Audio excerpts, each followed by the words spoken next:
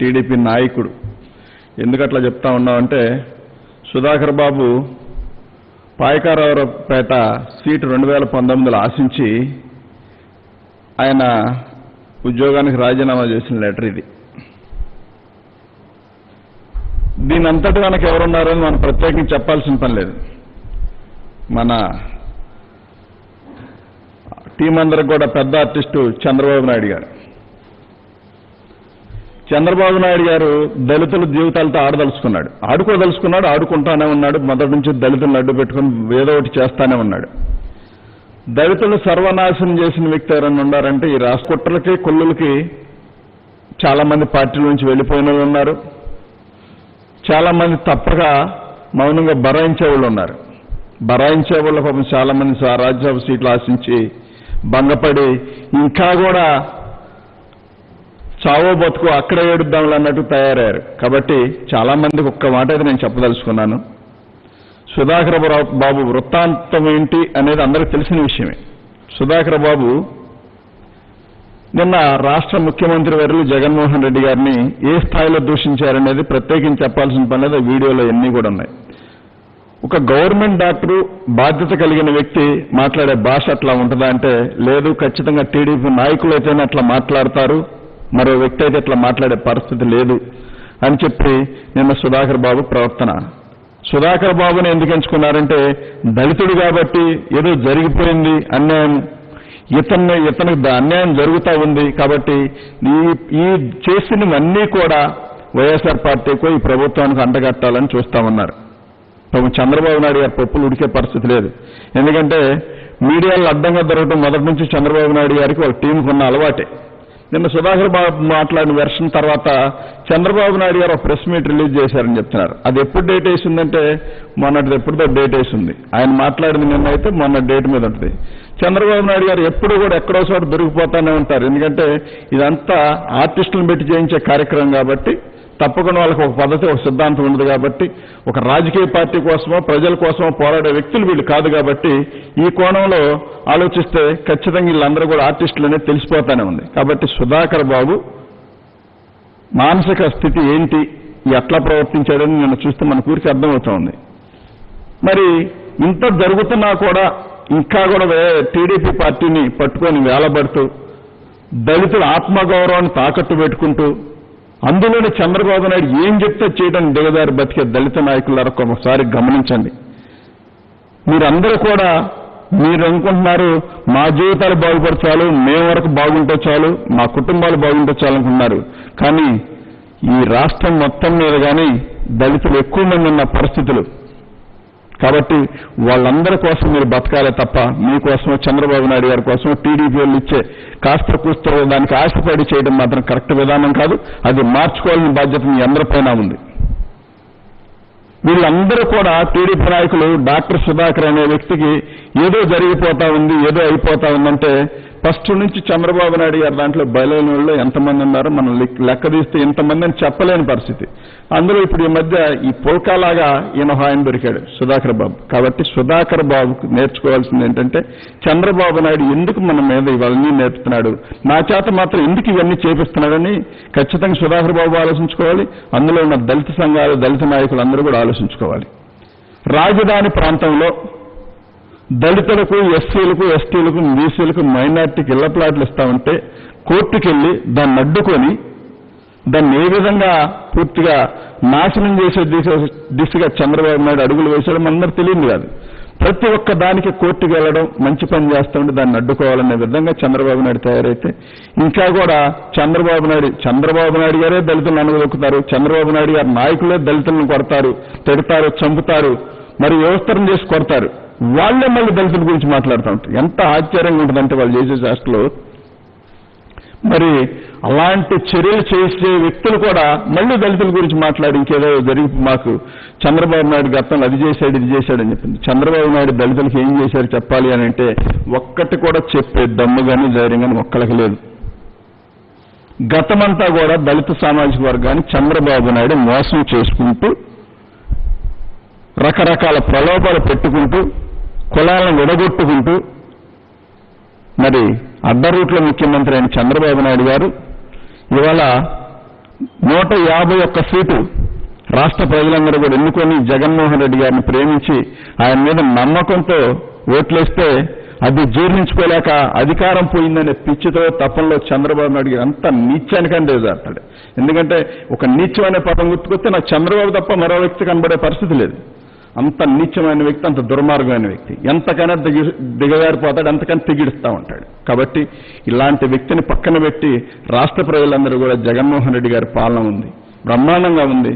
మరి కోవిడ్ విషయంలో కూడా, కరోనా విషయంలో కూడా ఈ రాష్ట్రాన్ని మరి అత్యధిక టెస్టులు చేసి దేశ ప్రధాని చేత ప్రశంసలు పొంది మరి ఈ కరోనాని కంట్రోల్ చేసే విధానంలో మరి జగన్మోహన్ రెడ్డి గారు తీసుకున్న నిర్ణయాలు కానీ, అధికారులు కానీ, జిల్లా కలెక్టర్ కానీ, పోలీసు యంత్రాంగం కానీ ఏ రకంగా కష్టపడ్డారంటే మున్సిపాలిటీ శానిటరీలు కానీ మరి వీళ్ళందరూ కూడా ఇంత కష్టపడి రాష్ట్రాన్ని ఈ రకంగా ఒక దారికి తీసుకొచ్చి ఇవాళ కరోనా పాజిటివ్ కేసులు తగ్గే విధంగా టెస్టులు ఎక్కువ చేస్తున్నా కానీ కేసులు తగ్గుముఖం పట్టినాయి. ఇంత చేసుకుంటూ ఎవరికి వెళ్తామంటే కరోనా విషయంలో కూడా చంద్రబాబు నాయుడు గారు ఎలాంటి రాజకీయాలు చేశారో తెలియని విషయం కాదు. మరి వైజాగ్లో గ్యాస్ లీక్ అయి మరణం పొందితే వీళ్ళు అద్దద్దద్ద అని చెప్పి ప్రెస్ మీట్లు పెట్టి 5 లక్షలు ఇవ్వాల్సిందే, 10 లక్షలు ఇవ్వాల్సిందని చెప్పి ఆశ్చర్యకరమైన ప్రెస్ మీట్లన్నీ పెట్టారు.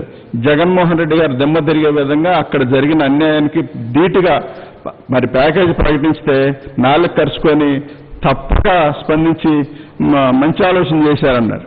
కాబట్టి మీ బుద్ధి ఎప్పుడు వంకరే, ఎదటి వాళ్ళు ఏం చేసినా అది తప్పుగానే కనిపించే విధానం కనబడతా ఉంది తప్ప మరొకటి కాదు. కాబట్టి ఈ సుధాకర్ అనే వ్యక్తి, డాక్టర్ సుధాకర్ అనే వ్యక్తి ఖచ్చితంగా టీడీపీ వ్యక్తి, టీడీపీ వాళ్ళు వాడుకుంటున్న ఒక పర్సనే తప్ప మరొకటి కాదు. దయచేసి ఇవన్నీ ఎస్సీ ఉన్నంత మాత్రాన ఈ దళితులకు అన్యాయం జరిగిపోతా ఉంది, దళితులు ఏదో మోసపోయారు, దళితులు జగన్మోహన్ రెడ్డి గారి ప్రభుత్వం మీద అన్యాయం చేస్తా ఉందని చెప్పానంటే ఈ రాష్ట్ర ప్రజలు చూస్తూ ఉండే పరిస్థితి ఎక్కడా లేదు. కాబట్టి చంద్రబాబు నాయుడు గారు, ఆయనకు బ్యాండ్ మేళ వాయించే చాలా మంది నాయకులు కూడా తెలుసుకోవాల్సింది ఒకటే, భవిష్యత్తు మొత్తం రాష్ట్ర ముఖ్యమంత్రి జగన్మోహన్ రెడ్డి గారిదని కనిపిస్తా ఉంది. మీరు రాష్ట్రాన్ని అప్పులు పాలు చేసి రాజధాని అదని ఇదని చెప్పి సర్వనాశనం చేసి లక్షల కోట్లు దోచుకు తింటే ఇవాళ ఆ రాష్ట్రాన్ని చక్కదిద్దే విధానంలో ఎదురికి వెళ్తా ప్రతి కష్టాన్ని ఎదుర్కొంటూ సమర్థవంతంగా ఎదుర్కొంటూ చిరునవ్వుతో రాష్ట్రాన్ని పనిచేస్తా ఉంటే మీ ఏడుగుడ్డు రాజకీయాలు ఏంటో నాకు అర్థం కాని పరిస్థితి. ఇంకెన్నాళ్ళు చంద్రబాబు నాయుడు గారిని చూస్తూ ఉంటే ఒక రకంగా జాలి, కోపం. ఎందుకు ఇంకెంత నీచాన్ని దిగజారుతా ఉంటాడు? అధికారం పోయేసరికి ఏదో జీర్ణించుకోలేని పరిస్థితిలో పడిపోవటం, ఏదో ఒక రకంగా గొడవలు చేయాలనుకోవటం, ఏదో రకంగా అల్లర్లు చేయాలనుకోవటం, ఈ రాష్ట్రాన్ని సర్వనాశనం చేయాలనుకోవటం. మీకు రాజధాని మీద, రాష్ట్రం మీద అంత ప్రేమన్న వ్యక్తి రాష్ట్రంలో ఇళ్ల ప్లాట్లు ఇస్తా ఉంటే దాన్ని హైకోర్టుకి వెళ్ళి అడ్డుకున్నామంటే ఎంత నీచమైన సంస్కృతిని ఇది. నీ వ్యక్తులు కాదా అడ్డుకుంది, నీవు కాదా పంపించింది. ప్రతి విషయాన్ని హైకోర్టుకు తీసుకెళ్ళడం, ఏదో ఒక రకంగా స్టేలు తీసుకురావడం. ఎంత మేనేజ్మెంట్ చేసిన చంద్రబాబు నాయుడు గారు పైన దేవుడు ఉన్నాడు. ఆయన శాసించదలుచుకుంటే నువ్వు నేను కూడా నిలబడం ఒకసారి గుర్తుపెట్టుకోవాలి. ఆయన దీవించాడు కాబట్టి జగన్మోహన్ రెడ్డి గారికి 151 సీట్ ఇచ్చారు. ఆయన ఆశీర్వదించారు కాబట్టి, రాష్ట్ర ప్రజలు ఆశీర్వదించారు కాబట్టి ఇంత కష్టకాలంలో కూడా సమర్థవంతంగా అనుకున్న కాలానికి, అనుకున్న టైంకి ప్రతి ఒక్క పథకం కూడా ప్రజల్లోకి తీసుకెళ్తా ఉన్నారు. ఒకవైపు కరోనా విషయంలో పోరాడుతూనే ప్రజలకు మేలు చేసే విషయంలో ఎక్కడా కూడా అసలు అలసత్వం చెందకుండా జగన్మోహన్ రెడ్డి గారు పనిచేస్తామంటే మరి ఇంకా కూడా దళితులకి ఏదో జరిగిపోతా ఉంది, దళితులు జగన్మోహన్ రెడ్డి గారు ఏదో అన్యాయం చేస్తా ఉన్నారు, దీని అంతటా బాధ్యత జగన్మోహన్ రెడ్డి గారు చేయాలంట. దాని అంతటా బాధ్యత తీసుకోవాలని చంద్రబాబు నాయుడు గారు. ఎందుకంటే డాక్టర్ సుధాకర్ అనే వ్యక్తిని బలిపశువుని చేసి, రోడ్డెక్కించి, రోత చేసి, ఒంటి మీద బట్టలు లేకుండా చేసిన కర్మ నువ్వు పట్టించావు కాబట్టి నువ్వు క్షమాపణ సుధాకర్ బాబుకు నువ్వు చెప్పాలి. కాబట్టి నిన్ను వాడుకున్నాను కాబట్టి ఇంకెప్పుడు ఎలాంటి తప్పులు నేను చేయను, దళిత నాయకులు కానీ దళితులకు కానీ మోసగించాను కాబట్టి క్షమాపణ చెప్పాలని బాధ్యత చంద్రబాబు నాయుడు పైన ఉంది. దళితులకు ఎట్టి పరిస్థితుల్లో చంద్రబాబు నాయుడు క్షమాపణ చెప్పాలి. చిన్న చితక విషయం కాదండి, చంద్రబాబు నాయుడు గారు చేసిన మోసాలు చిన్న విషయాలేం కాదు. పాపం ఇంకా అందులో ఉన్న కొంతమంది పేర్లు చెప్పడం బాగుండదు, దానికి వాళ్ళందరికీ తెలిసి పుండి కొట్టులాడుతా చాలా సీట్లు ఆశించి అదొచ్చుద్ది ఇదొచ్చుద్ది అని చెప్పి ఇది ఇస్తారని చెప్పి హడావుడిగా బయలుదేరి పండగలాగా వెళ్ళిన సందర్భంలో మళ్ళీ సగంతరం వెనక తిప్పిన సందర్భాలు కోకోలలో. కాబట్టి ఇవన్నీ కూడా వాళ్ళందరూ తెలుసుకోవాలి. చంద్రబాబు నాయుడు గారు చనిపోయిన పార్టీని ఇంకా కూడా కాడు మోసినట్టు మోస్తా ఉన్నారు మీరు. కాబట్టి రాష్ట్ర ప్రజలందరూ చూస్తూ ఉన్నారు, దళితులందరికీ తెలుసు జగన్మోహన్ రెడ్డి గారు ఏం చేస్తా ఉన్నారు, రాష్ట్రం ఏం జరుగుతూ ఉందని. పెన్షన్ విషయంలో కానివ్వండి, రైతు భరోసా విషయంలో కానివ్వండి, ఇంగ్లీష్ మీడియం పేదవాడి పిల్లాడు ఇంగ్లీష్ మీడియం చదువుకుంటే చంద్రబాబు నాయుడికి ఎంత ఏడుపంటే తను మనవన్నే ఒళ్ళో కూర్చోబెట్టుకొని వచ్చిరాని ఇంగ్లీష్ ఈయన నేర్పాలని ట్రై చేస్తూ ఉంటాడు. ఈయనకే సరిగ్గా రాదు, ఈయన మాత్రం వాళ్ళ మనవడికి ఇంగ్లీష్ నేర్పాలని చూస్తూ ఉంటాడు. ఈయన పెద్ద పెద్ద స్కూల్లో చదివిస్తూ ఉంటాడు. టీడీపీ నాయకులందరూ వీళ్ళందరూ కూడా అక్కడ దాకెందుకు తీర్పునిచ్చే వ్యక్తులు ఎక్కడ చదివిస్తూ ఉన్నారు వాళ్ళ పిల్లల్ని అని చెప్పి ఆలోచిస్తే వాళ్ళందరూ కూడా ఇంగ్లీష్ మీడియమే. పేదవాడు పొట్ట మీద కొట్టడమే కాకుండా వాళ్ళ జీవితాలతో కూడా ఆడుకున్న ఏకైక వ్యక్తి చంద్రబాబు నాయుడు. ఇందులో మరొక మార్గమే లేదు, మరొక ఆలోచన కూడా లేదు. రాష్ట్ర ప్రజల జీవితాలతో ఆడుకున్న ఏకైక వ్యక్తి చంద్రబాబు నాయుడు తన స్వార్థ ప్రయోజనాల కోసం. ఎక్కడ ఉమ్మడి రాష్ట్రంగా మనం ఉంటే అప్పుడు విడదీయమని చెప్పి ఆయన లెటర్ ఇస్తాడు. ఉమ్మడి రాష్ట్రంలో అడ్డగోలుగా ఓటు నోటు కేసు విషయంలో పారిపోయి కరకట్టకు పరిగెత్తుకొస్తే కేసీఆర్ ఒక తన్నుతంటే కరకట్టుకు వచ్చి పడ్డాడు. ఆ వ్యక్తి వచ్చి మళ్ళీ కరకట్ట రాజకీయాలు మొదలేసి కొంపలు గోల్చడం మొదలేసి అడ్డగోలుగా ఇక్కడ భూములన్నీ కాజేసేసి భూములు తీసేసుకొని పూలింగ్ కానీ అదాన్ని ఇదాన్ని తీసుకొని ఏదో 5 సంవత్సరాలు సింగపూర్ టెక్నాలజీ నా దగ్గర ఉండి ఎరగదీసేస్తానని చెప్పిన వ్యక్తి తీరా 4 బిల్డింగులు కట్టేసరికి సతికిల పడ్డాడు. కాబట్టి చంద్రబాబు నాయుడు గారు బడాయి మాటలు మోసపూరిత మాటలు నమ్మే ఓపిక లేదు. చంద్రబాబు నాయుడు గారు దాదాపుగా ఎక్స్పైర్ డేట్ అయిపోయింది ఆయనకి, ఇంకా అక్కడ చెల్లేదేం లేదు. కాబట్టి దానికి వినియోగాల్సిన అవసరం కూడా లేదనేది నా ముఖ్య ఉద్దేశం. రాష్ట్ర ప్రజలందరూ కూడా గమనిస్తా ఉన్నారు. రాష్ట్ర ప్రజలు ఏం కోరుకుంటున్నారో, జగన్మోహన్ రెడ్డి గారు ఏమి ఇవ్వాలనుకుంటున్నారో రాష్ట్ర ప్రజల దగ్గర నుంచి క్షుణ్ణంగా పరిశీలిస్తున్నారు. ఇలాంటి సందర్భంలో ఇలాంటి చీప్ ట్రిక్స్ ప్లే చేసి దళితుల జీవితాలతో ఆడుకునే హక్కు చంద్రబాబు నాయుడికి ఎవరిచ్చారు? మారదా? బుద్ధి మారదా?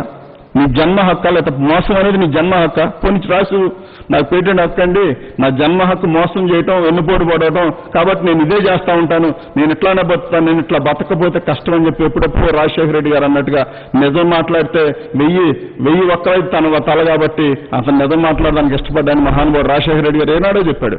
అదే జీవితకాలం చంద్రబాబు నాయుడు ఫాలో అవుతానే ఉన్నాడు. కాబట్టి మీరందరూ కూడా గమనించాల్సింది ఒకటే, చంద్రబాబు వ్యక్తి ఈ డాక్టర్ సుధాకర్ మీకు లెటర్ చూపించాను కాబట్టి అప్పుడు సీట్ రాకపోవడం వల్ల, పాయకారావుపేట సీట్ రాకపోవడం వల్ల మళ్ళీ ఆ రిజైన్ రద్దు చేసుకొని మళ్ళీ ఉద్యోగంలో జాయిన్ అయ్యి మళ్ళీ మొన్న శానిటైజర్లు మాస్కులు లేవని చెప్పి అడిగినందుకంట ఈయన ఏదో దూషించారంట. శానిటైజర్లు మాస్కులు లేకపోతే ఎవరితో మాట్లాడాలి? మీరే నిలిచి మాట్లాడాలి, రోడ్డుకి మాట్లాడతారా? మాకు అందుబాటులో లేవని చెప్పి డాక్టర్లను అడుగుతారు, లేకపోతే దానికి సంబంధించిన సలహా తప్ప వర్క్ చేసే వాళ్ళని అడుగుతారు. కావాలండి ఇప్పుడు ఇన్ని కావాలి మాకని. మీడియాకి ఎక్కి మాట్లాడి లీనియాటిని కూడా ఉన్నట్టుగా సృష్టించాలని చూశాడంటే సుధాకర్ బాబు ఏ వ్యక్తి? టీడీపీ వ్యక్తి. కాబట్టి సుధాకర్ బాబు మాటలకు కానీ చంద్రబాబు నాయుడు మాటలకు కానీ ఇద్దరికి చివరిలో బాగుంది కాబట్టి ఆ లింక్ అట్లానే ఉంటుంది. కాబట్టి దయచేసి అందరూ గమనించండి. రాష్ట్ర ప్రజలందరూ కూడా గమనిస్తున్నారు. దాదాపుగా టీడీపీలో ఉన్న దళిత నాయకులు కూడా ఒకటే చెప్పదలుచుకున్నా, బాబు మారడు, మీరన్నా మారండి, మీరన్నా మారి దళితులకు అండగా నిలబడటం నేర్చుకోవాలని చెప్పి మనస్ఫూర్తిగా కోరుకుంటున్నాను. వేరే మార్గం లేదు. దాన్ని ఎట్లా అంటే చంద్రబాబు నాయుడికి దళితులైతేనే ఏదో రకంగా అడ్డం పెట్టి అట్రాసిటీ కేసులు పెట్టచ్చు, లేకపోతే ఇంకో కోణం తీసుకోవచ్చు, అదైతేనే పబ్లిక్ అవుద్ది కాబట్టి విషయం. కాబట్టి దాన్ని డెవలప్ చేయాలని చెప్పి దళితుల జీవితాలతో ఆడుకొని దళితులకు విలువ లేకుండా చేయాలని చెప్పి మెయిన్ టార్గెట్. అతను వాడుకుని అతను చేసే అల్లరిచిల్లర పనులన్నింటికి కూడా దళితులను వాడుకోవాలని చెప్పి ప్రధానంగా చంద్రబాబు నాయుడు పనిచేస్తా ఉన్నాడు. కాబట్టి ఆయన ఆటలు సాగలేదు కాబట్టి జగన్మోహన్ రెడ్డి గారు ఛాన్స్ ఇచ్చారు. చంద్రబాబు నాయుడు గారు కుమారులు కానీ, అందులో ఉన్న అయ్యన్న పాత్రుడు కానీ, ఈ మహానాయకులందరూ కూడా ఎంతమంది ఎన్ని పన్నాగాలు పొందినా ఇంకా వాళ్ళకి దాదాపుగా ప్రజలు చర్మగీతం పాడారు, అందులో ఎటువంటి డౌట్ లేదు. కాబట్టి రానున్న రోజులు వీళ్ళందరూ కలిసి రోడ్లు పక్కన కూర్చొని ముచ్చలు చెప్పుకోవడం అప్పటి వల్ల ప్రజలకేం ఉపయోగం లేదని చెప్పి ప్రజలకు అర్థమైంది. కానీ వాళ్ళు వచ్చినా కానీ ఉపయోగం లేదని మేము కూడా చెప్తా ఉన్నాం.